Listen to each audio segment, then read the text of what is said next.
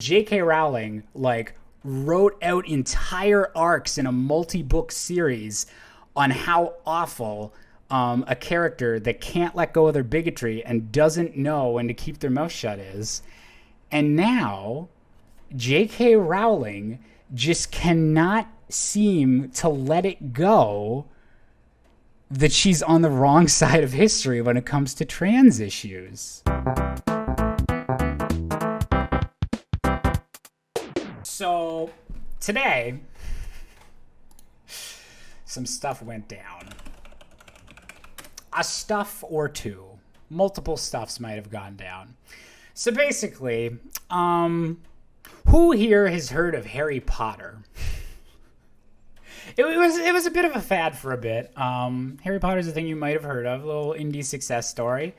But recently, no one's been talking about Harry Potter like because they like Harry Potter. The reason that Harry Potter has been in the news like exclusively for the past few months is because the author of Harry Potter seems physically compelled and physically unable to prevent herself from tweeting really, really stupid and harmful shit. It seems like every week we have J.K. Rowling just digging a little transphobic ditch a little bit deeper, and it sucks.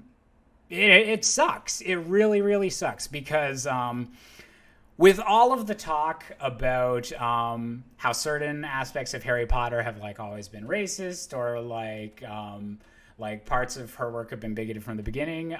There is a lot of ways you can unpack Harry Potter, and I think that all of those like cultural criticisms and ways to analyze the books are super duper valid, and people should be doing that and critiquing that and everything.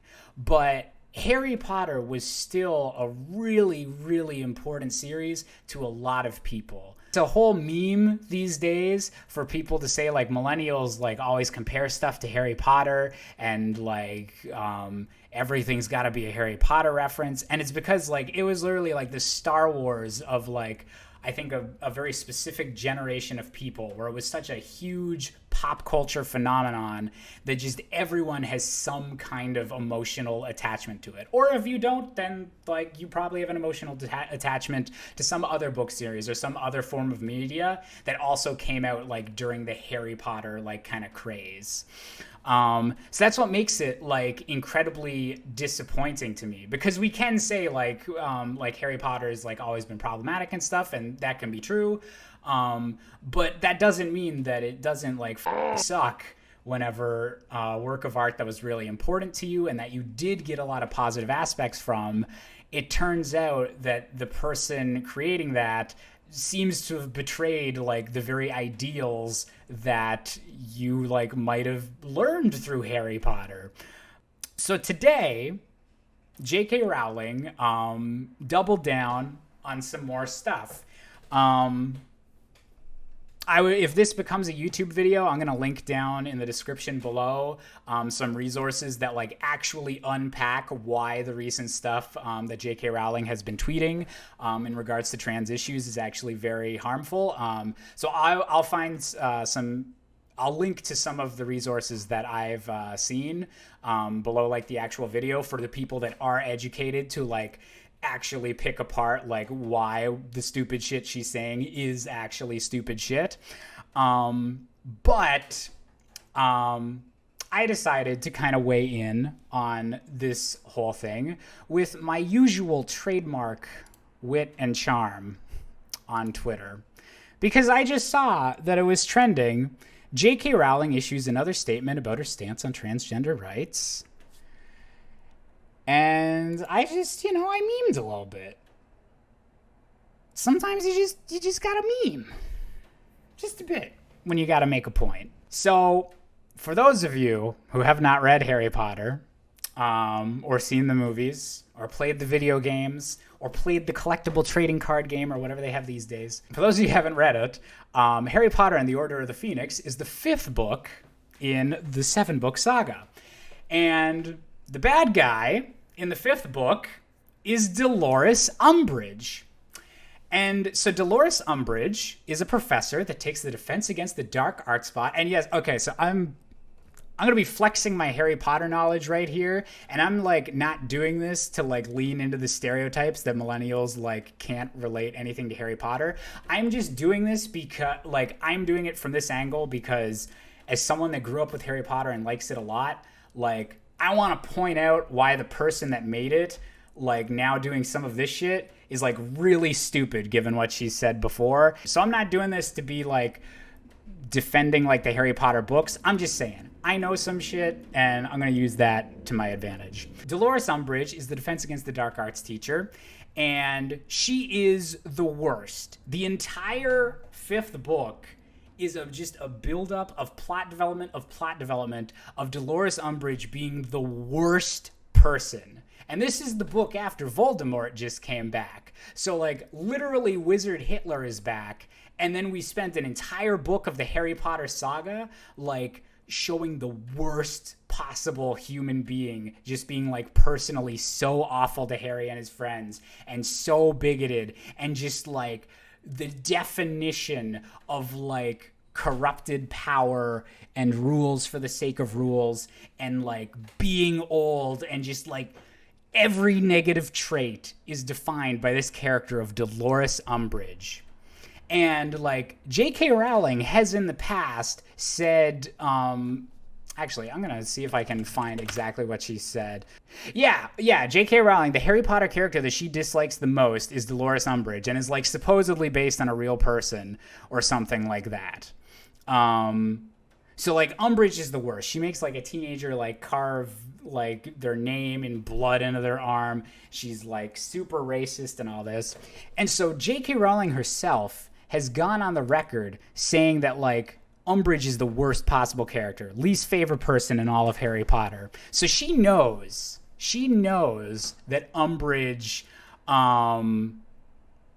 she knows that Umbridge is the worst. It's not like something where accidentally J.K. Rowling made this Umbridge character that wound up being like one of the most hated in fiction. Like she knew what she was doing. She wanted to make one of the most insufferable, like evil, like easy to hate characters of all time. So it's really funny because Order of the Phoenix is the first book that Umbridge appears in. It's the main focus. It's the 5th Harry Potter book. The resolution of Umbridge's story arc in that book is that Umbridge gets tricked by the kids into going into the forest to run into some centaurs.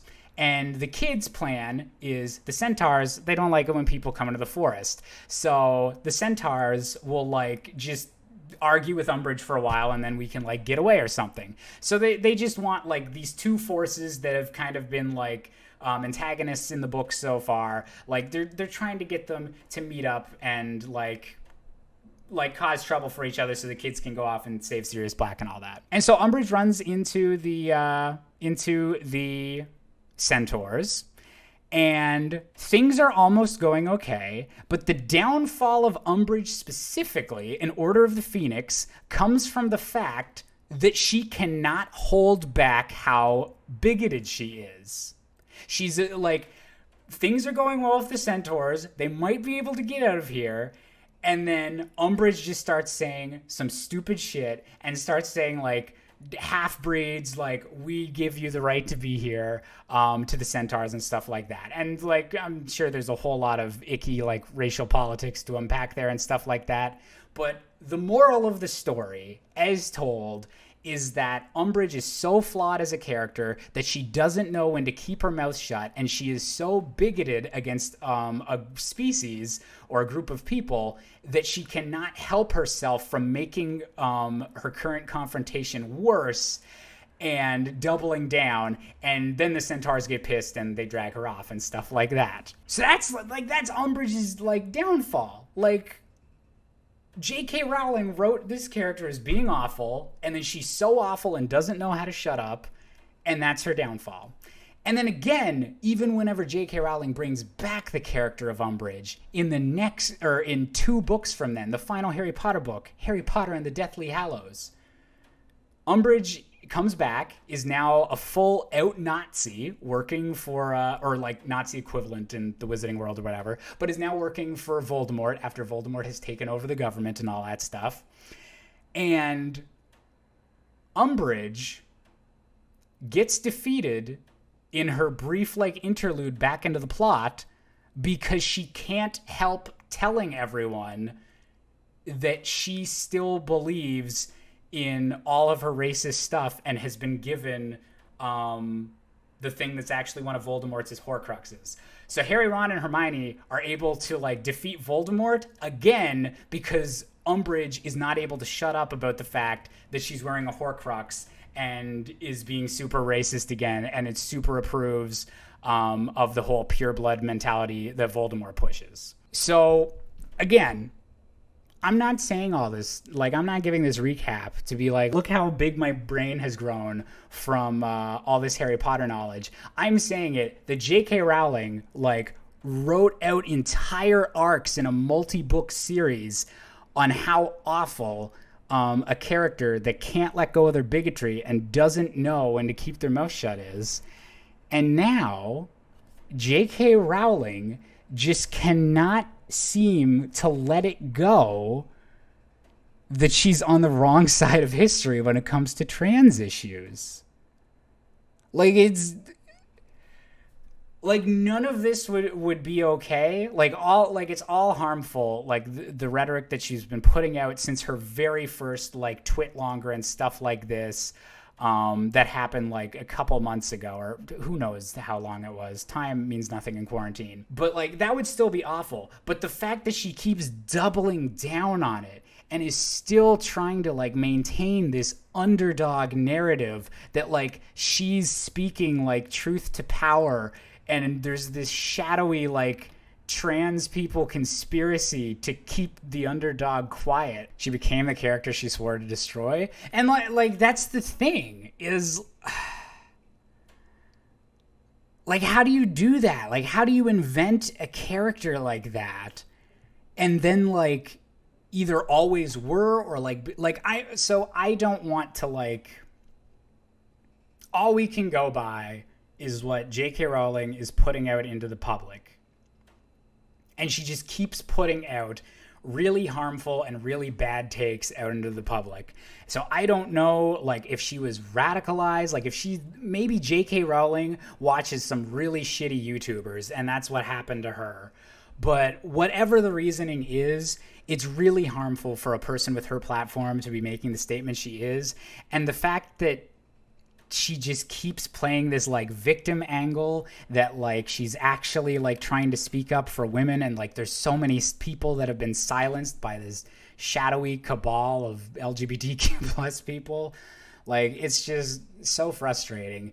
And so I made this tweet today and it immediately kind of like picked up. I think it got like immediately lumped into the like the Explore tab trending thing whenever, because this subject had just started trending whenever like I made this comment, because like I'm commenting on that headline appearing. Because of that, there's been a whole lot of people in my mentions that apparently just name search J.K. Rowling and then defend her, because none of them follow me. Like, I didn't tag anyone in this initial tweet. Eventually I tagged J.K. Rowling because I wanted to do like a more productive like positive tweet for anyone that was like feeling down that saw this, and I didn't just want them to be seeing me being like me making fun of her. Like, a lot of these responses were people that were deciding that because I'm a dude that is telling a lady billionaire to shut the fuck up, that I am a misogynist, was the angle that a lot of these rebuttals wanted to go with. There was a whole lot of people like trying to give the usual like alt-right like talking points, or like Ben Shapiro like not understanding that sex and gender are different things, and that like sex isn't a binary either, it's a bimodal thing. Like, people not understanding those basic points, like those. Like, I got a whole bunch of those, but I was just, like, my mind was blown by all the people that, like, were trying to go at the angle of, like, yeah, she might be constantly invalidating trans people, but you shouldn't tell that lady to shut the fuck up. And it's like, I'm not telling her to shut the fuck up because she's a lady or because she's middle-aged. I mentioned those things because the point of the joke is that I'm comparing her to Umbridge. But I'm not like, that's not the reason that I'm dunking on J.K. Rowling. I'm dunking on J.K. Rowling because she's a fucking TERF. So it was interesting. It was interesting because this is the first time like in my life that I've had a bunch of people tweeting at me that I'm a misogynist, and I'm like, wow, I'm finally a gaming YouTuber. I made it. Calling out bad people doesn't make you bad, TBH. Yeah, and like that's the thing. I was actually like, I actually like before I tweeted this, I did take that into account. Like I took a brief moment and I was like, is it good optics for me to like say that J.K. Rowling should shut the fuck up? Like I considered toning down this tweet a little bit before I posted it. But then I was like, well, no, because like I'm not telling her to shut the fuck up because she's a woman or because or anything like that. Like I am just telling her to shut the fuck up on trans issues because she does not know what she's talking about and is like continually spreading harmful misinformation. So I don't think that it's like a valid critique at all for people to call me misogynistic for this tweet. If anyone actually wants to give me an argument for why I shouldn't like say that to J.K. Rowling, I'm open to hear it. But so far, the only people I'm seeing that argument from are people that don't think that trans women are trans women or that trans women are women. So fuck them.